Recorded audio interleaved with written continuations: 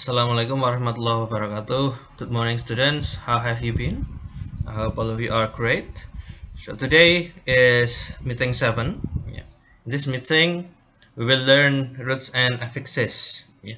Some of you may have read this material, and I hope for those who have already read the material, you all gain better comprehension than those who haven't. Yeah. But in case some of you are still confused about this material, so today I would like to give additional explanation or maybe further so that you can understand it clearer than before. Since today is the meeting 7, it means that next week you will have a midterm test. Yeah. And the material covers from the first topic, lexicology and lexicography, until this material. Actually, this material is simple, roots and affixes. Last week you have studied roots, and you know that roots you can say in bahasa Indonesia as kata dasar, or origin of word, asal mula kata, But here the roots here, you can say, you can see there's a table containing some columns and rows. Later we will discuss it further. And affixes in bahasa Indonesia you can say as imbuhan. So here we study kata dasar and imbuhan. Nah, begitu. So let's proceed to the subchapter 6.1. There are a number of differences among bound morphemes concerning their role in formation of English words. Okay, this is related to the meeting 3, I guess, meeting 3 material that is about morpheme. And as you know, one of morphemes is bound morpheme. Bound morpheme means a morpheme that must be attached to another word, to a word. Jadi bound morpheme itu dari kata bound, dia ikatan, jadi dia harus terikat pada suatu kata. Concerning the role in the formation of English words. Nah, why is there the role in formation of English word? Kenapa di sini ada peran mereka dalam pembentukan kata dalam bahasa Inggris? Ya karena contohnya saja, singkatnya mungkin saya sudah pernah ngasih. Contohnya kata colonialize. Ini ya. Ini kalau biasanya yang akhiran IZE itu kan verb ini. Nah, when this word is attached to bound morpheme Asian, it becomes colonialization. Colonialization is noun. So here the role in word formation, it can deals with the change of word class or part of speech, and it can also affects the tense, can be, plurality can also, plurality. Okay, at least there are 2, but here the focus is on the word class or part of speech. Jadi bound morpheme ini dia kalau nempel ke suatu kata, dia bisa mengubah kategori kata tersebut. Bisa juga dari verb ke noun, bisa dari adjective ke noun, bisa juga, atau bisa dari verb ke adjective. Nah, itu juga bisa. From the previous topic, you know that free morphemes provide the basic element in words, but various bound morphemes can be attached to free morpheme to create other words. Look at the examples below. Nah, jadi free morpheme itu yang kata, yang satu kata utuh yang punya arti. Contohnya ya tadi colonialize itu kan free morpheme, dia punya arti sendiri. Nah, kalau Asian, Ation tadi kan itu kan dia tidak punya arti. Nah, itu yang dinamakan bound morpheme. Nah, contohnya di sini free morphemes, free morphemes. As you can see, there are some other words to say free morpheme. Di sini ada beberapa kata sinonim free morpheme. Dia bisa disebut dengan kata roots atau kata dasar atau basis, dasar. Nah, Nah, kalau roots di sini perlu kita ketahui dia adalah roots yang dari bahasa Inggrisnya, bukan pembentukan bahasa Inggris dari bahasa lainnya. Nah, kalau minggu lalu kan kita belajar pembentukan bahasa Inggris dari bahasa lain ya. Ada dari bahasa Latin, ada dari Greek gitu ya. Nah, tapi kalau ini original dari bahasa Inggrisnya. Kita tidak membahas pembentukan dari zaman dahulunya, tidak. Nah, jadi ini ada kata tidy, dia ditambahin ness, tidiness. Tidy kan adjective ya, ditambahin ness jadi noun ini. Judge ya, verb tambahin man menjadi judgment ya. Bound morpheme di sini ada prefixes, ada suffixes. Prefixes ini ya berarti pre, seperti kata pre-wedding itu berarti sebelum, lalu suffixes itu akhiran. Nah, jadi yang di sini yang di depan-depan ini awalan, yang di belakang ini akhiran gitu. Ya, deep kata sifat tambahin depend jadi verb gitu. Nah, ini sangat penting bagi Anda yang suka membuat caption itu, jangan sampai salah ya kalau nulis kalimat, jangan sampai salah dalam hal word class. Nah, harapannya it is expected that after learning this material ya, you can write a good sentence with correct part of speech. Nah, for example kayak gini ya. Yang sudah saya pernah sampaikan contohnya karma is exist. Nah, ini karma is exist. Sini. Nah, exist itu apa? Kita cek di kamus. Apakah kata sifat atau kata kerja di sini, kita cek. Nah, exist ternyata dia V di sini. V berarti verb. Nah, kok verb dikasih is? Nah, berarti kan ini salah. Nah, berarti yang benar itu karma does exist, seperti itu. Ya. And later on maybe you want to say like she is an influencer, for example. Anya Geraldine is an influencer. She is, nah, dia sangat mempengaruhi. Nah, mempengaruhi itu apa? Influencing atau influential. Nah, ini, nah kita akan belajar di sini bahwa akhiran-akhiran seperti ing atau ini ial itu bisa membuat bentuk kata yang tadinya itu influence, kata kerja menjadi kata sifat. Nah, kita akan belajar di situ. Gitu ya. Nah, di sini detailnya. Morphemes that serve as the basis for words are sometimes called roots or bases. Nah, jadi morpheme ya yang menjadi kata dasar dinamakan roots or bases. Nah, di sini dijelaskan there's morphemes such as bla bla bla bla bla disebut roots ya, kata dasar. On the other hand, morphemes such as ly, ness, and air are not roots ya. Dia bukan kata dasar. They're usually called affixes atau tambahan di sini.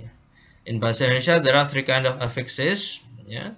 Awalan, sisipan, akhiran. However, in English ya, there are only two ya. Di bahasa Inggris yang punya hanya dua, yaitu awalan dan akhiran. Seperti in, il, ir, nas, ly, at, as, etc. gitu. Saya rasa ini sangat mudah dipahami ya. Maka di bawahnya disediakan banyak contoh ya, prefixes and suffixes. Yeah, here are some important and informative affixes that you should know in terms of usage and meaning. They are mostly derived from Latin. Di sini. Ini awalan, ini asal usulnya, meaningnya. Nah, ini bisa dibaca sendiri. Ya. Jadi paling tidak kalau Anda membaca ini, Anda bisa tahu, oh kalau pre itu apapun katanya yang berawalan pre itu kita bisa simpulkan bahwa itu sebelum, begitu. Oh, kalau ada kata-kata inter, ya berarti ini bisa kita artikan between, ya. Contohnya international, ya. Kelas internasional. Internasional itu kan berarti antar negara, nah, itu dari kata inter. Mono. Nah, kita tahu kalau mono itu satu, tunggal. Kalau bi, bilingual, oh berarti dua. Nah, begitu. Ini bisa kita gunakan sebagai kalau bahasa Jawanya itu titen ya. Oh, kalau awalan an berarti tidak. Contohnya undo begitu ya. Antai, melepas ya. Non juga not ya. Generally less empathetic than in or an ya. Karena ada beberapa kata itu yang dia tidak memiliki bentuk an ya. Jadi kita harus menggunakan non ya. Jadi kata non ini kadang tidak ada di kamus. Begitu. Kalau ada re, oh berarti diulangi. Nah, gitu. Ini fungsinya. Jadi Anda baca ini, nah, nanti kalau pas baca teks ketemu kata-kata yang ada awalnya ini, berarti oh ini bisa kita artikan sebagai umpama dis, oh, berarti tidak. Nah, contohnya dishonesty, dishonesty umpamanya. Honesty. Nah, kita tahu di sini bahwa dishonesty itu adalah dis tambah honest tambah i ya. Nah, dis itu tidak, honest itu jujur, i itu ya yaitu tambahan, berarti ketidakjujuran begitu. Ya. And then most of the prefixes given here are from Latin, ya. While here for suffixes there are some of them coming from French, Latin, Anglo-Saxon itu bahasa Inggris jadul ini, ya. Bahasa Inggris jadul. Jadi gini, ya, ini saya berikan pengarahan sedikit. Gini, kalau akhiran age, ya, ini dia bisa mengubah suatu kata menjadi noun marker. Jadi ini age itu tanda-tanda kalau suatu kata itu adalah noun, begitu. Contohnya di sini ada coinage, ya. Nah, coinage, age ya di sini, money, ya. Nah, terus luggage. Nah ini ya, luggage noun. Nah, jadi kalau akhiran ag itu berarti bisa kita pastikan itu noun, begitu yang dimaksud di sini. Kalau al, ya, bisa tanda sebuah kata itu adalah noun atau adjektif, begitu. Contohnya komunal di sini ada ya. Nah, komunal, shared ini adjektif. Nah, begitu. And then ya ini intinya cara membacanya itu ini. Jadi kalau kita melihat ini bisa kita pastikan kata tersebut itu noun umpamanya gitu. Nah, kalau ini full itu biasanya tanda kalau kata itu adalah adjektif. Contohnya careful ya. Forceful. Nah, itu adjective marker ya. Denoting full of, penuh dengan, gitu. Ism ya. Ism itu tanda-tanda noun, contohnya terrorism ya, lalu organism ya, organisme gitu. Is noun marker, contohnya gitaris ya, keyboardist gitu. Let noun marking having diminutive force, yang tidak begitu strong fungsinya gitu. Contohnya bracelet, wristlet, wristlet. Oh, nggak ada di sini. Wristlet. Oh, nggak ada. Berarti kamus ini belum begitu itu ya, update ya, karena kamus itu selalu diupdate di sini. Sini aja is bracelet. Nah, ini ya. Jadi ini kan akhiran at ini. Gitu. Ly ini tanda adjektif.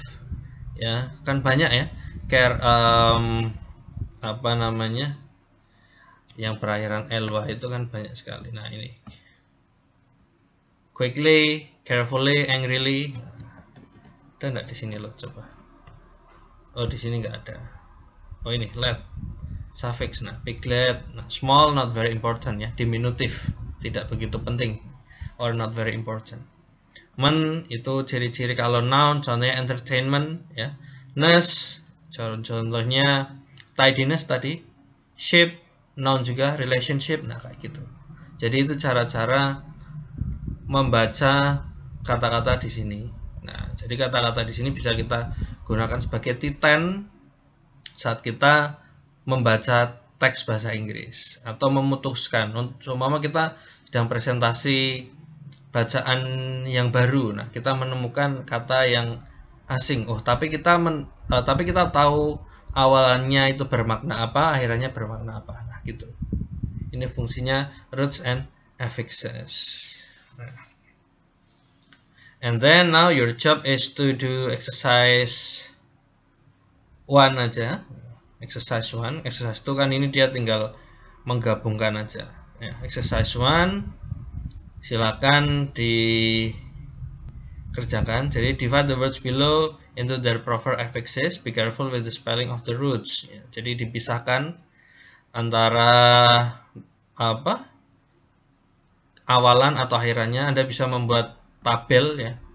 Jadi umpama kayak gini tabel ya. Sebentar. Ikut aja.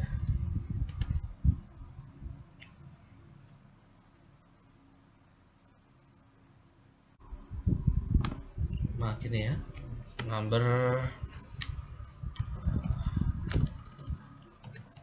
words, prefixes, roots, satu lagi ya.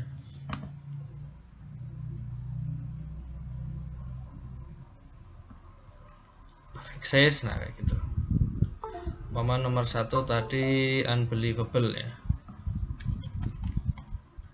Nah, dipisah. Prefixesnya apa, rootsnya apa, affixesnya apa, nah begitu.